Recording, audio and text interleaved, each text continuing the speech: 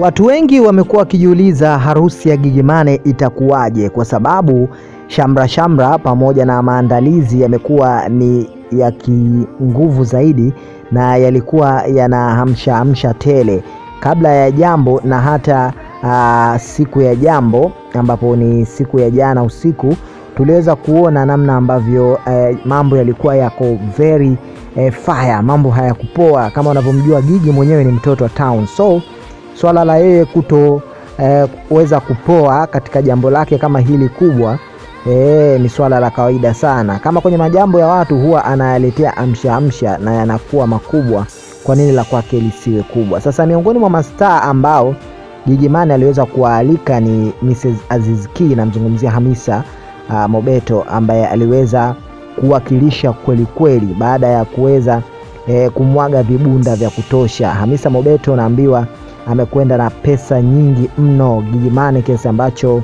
hakuamini kile ambacho Hamisa Mobeto ameweza kumfanyia.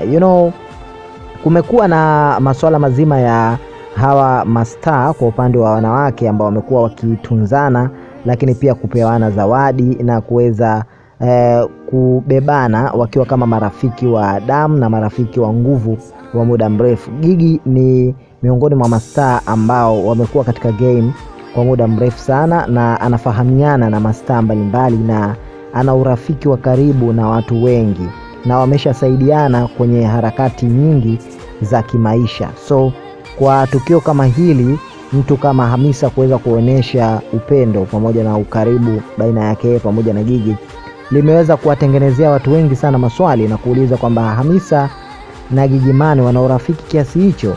Sasa kwa wale ambao walikuwa hawafahamu, siku ya jana ndio imeweza kuashiria na kuonyesha kwamba Gigy Money na Hamisa ni marafiki wa karibu, na Hamisa jambo ambalo aliweza kulifanya kuweza kutunza pesa nyingi sana kwenye lile bakuli ama chombo cha pesa ambacho kilikuwa pale kwenye stage ambako Gigy alikuwa na mumewe Tariq, yani Gigy Money na Rick Tones walikuwa katika stage ile ambayo watu walikuwa wakinyanyuka na kwenda kuwazawadia.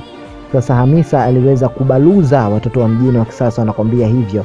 Aliweza kutisha ile kinoma kiasi ambacho Gigy aliweza kumkumbatia na kufurahi zaidi kwa vile ambavyo Hamisa ameweza kumuonesha. Si swala la kawaida ama swala dogo kwa mtu kuweza kukumbuka wema unaofanyiwa, sababu tumezoea binadamu sisi ni wasahaulifu mno. Shida zetu zinakuwa zina nguvu pale ambapo tunakuwa na matatizo, lakini matatizo yakishakwisha basi watu wanasahau. Lakini kwa upande wa Hamisa ametaka kumuonesha Gigy kwamba yeye sio miongoni mwa wale wachache wenye kusahau, bali yeye ni miongoni mwa makundi ya wale ambao huwa wanakumbuka vile ambavyo wanafanyiwa, na wema siku zote huwa hauozi. So jambo la Gigy bwana limeenda vizuri, na of course Gigy ameweza kushukuru na kuwapongeza ndugu, jamaa, marafiki pamoja na wote ambao waliweza kufika katika jambo lake hilo, na jambo limeweza kutimia salama na kila mmoja aliweza kushuhudia vile ambavyo mambo yalivyokuwa yamenoga kweli kwa upande wa Gigy Money pamoja na ndugu zake wote kwa ujumla. Tuliweza kumuona mama yake mzazi na Gigy Money pia alikuwepo katika shughuli ya mwanae, aliweza kuwakilisha vyema kama mama mzaa chema. Lakini pia na upande wa mume tuliweza kumuona mama yake na Rick Tones aka Tariq, ambaye pia aliweza kuwakilisha kinomanoma na kuweza kuwapa zawadi nzuri